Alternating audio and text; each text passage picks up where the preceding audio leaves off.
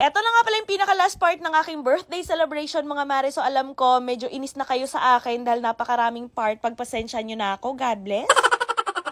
So yeah, dahil tapos na nga yung picture-picture taking mga mare, eto nga at binaba na rin kaagad nila etong lechon dahil i-chop na nga ito ni kuya para mailagay na nga dito sa may lamesa. Takaw space kasi din talaga siya dito sa may lamesa mga mare, kaya kailangan talaga muna namin to i-chop. Bali si Kuya Junrail na nga rin pala yung mag-chop na etong lechon mga mare, tsaka si Kuya Jesse. Nagtulong na nga silang dalawang magkakapatid para ma-chop to, para mas madali. Bilib lang din talaga ako dito sa mga kapatid ni Dada mga mare dahil talagang suportado nila kami. Kaya thank you so much mga kuya, love ko kayo. Super blessed ko din talaga sa family nila Dada mga mare kasi alam niyo kahit anong desisyon namin talaga nakasupport lang sila. So yun, sinimulan na nga rin kaagad ni Kuya Jesse i-chop etong dito banda sa may baba mga mare, etong banda sa may paa kasi eto yung inuna nila, tapos iiwan na muna namin etong ulo kasi nga ang balak namin maliligo kami kinabukasan. Tapos ililitsyon paksiw namin etong banda sa may ulo mga mare para meron kaming pambaon kinabukasan dahil plano na talaga namin mag-swimming, ganon. Anyways, pasintabi nga rin po pala sa mga kaibigan natin ng mga Muslim or sa mga hindi kumakain na ganito, pasensya na po, pasintabi ulit. Nung matapos na nga ma-chop yung lechon mga mare, eto nga sinimulan na nga rin kaagad yung prayers ni Ate Ilave. Then after naman nun, kinantahan na nga rin kaagad ako ng happy birthday. Amen. Happy birthday to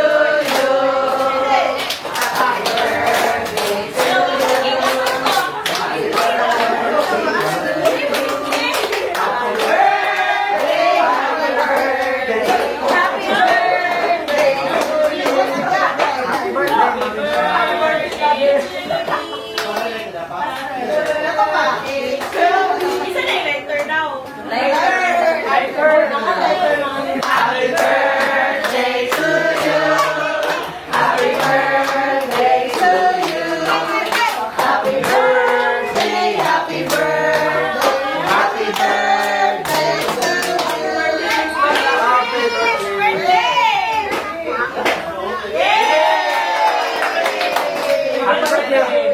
So yun, after nga ng kantahan mga mare, eto nga nagsimula na nga kaming magpakain. So yeah, kain tayo mga mare, and again, happy birthday to me. Thank you so much Lord sa another year na binigay mo sa akin, and thank you so much sa mga followers ko, sa family ko na bumati sa akin at babati pa. Grabe no, medyo matagal-tagal na rin talaga tayong nagsasama mga mare since 2020 and hanggang ngayon nandito pa rin tayo. Kaya thank you so much Lord, at thank you din sa mga followers ko. Syempre wala naman ako dito kung wala din yung mga followers ko. Kaya thank you talaga. Malapit na rin tayo mag 900k followers. Lumalaki na rin yung pamilya natin, kaya super thankful talaga ako sa inyo. Anyways, ayan, nilagay na nga rin kaagad ni Dada eto mga second batch na chinap na lechon para talagang makakain ng marami yung aming mga bisita at talagang mabusog sila. Andito nga rin pala si Teacher James mga mari, ang teacher ni Aya. Ako talagang in-invite namin dahil sobrang saya namin kasi talagang nag-update siya sa amin sa ganap ni Aya sa school. So yun, kumain na nga rin kaagad ng lahat mga mari, and the rest is history dahil marami talagang naging kaganapan, maraming mga ginuman at mga nalaseng. Charing!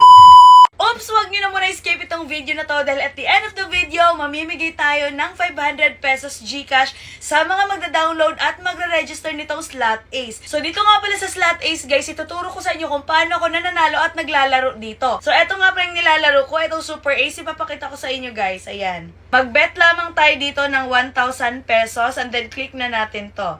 And then, let's go! 400! Ayan! 400! Ayan!